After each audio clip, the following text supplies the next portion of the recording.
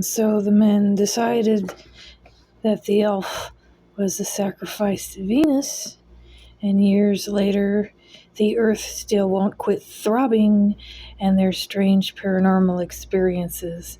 And eventually, somebody comes along and builds a house right over where the traumatic incident happened, and its events are still stored in the Earth.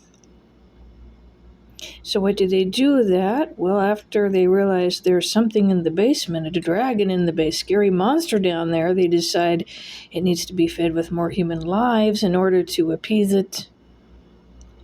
And eventually, somebody who's money-minded comes along and said, well, let's turn this into profit somehow. We'll build a hotel hell and invite unsuspecting newlyweds and couples, yada, yada, yada, into our hotel hell and feed live bodies into this and maybe use it as a disposal site.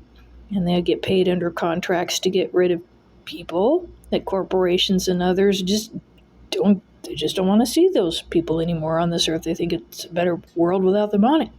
And so there's financial incentive and life goes on.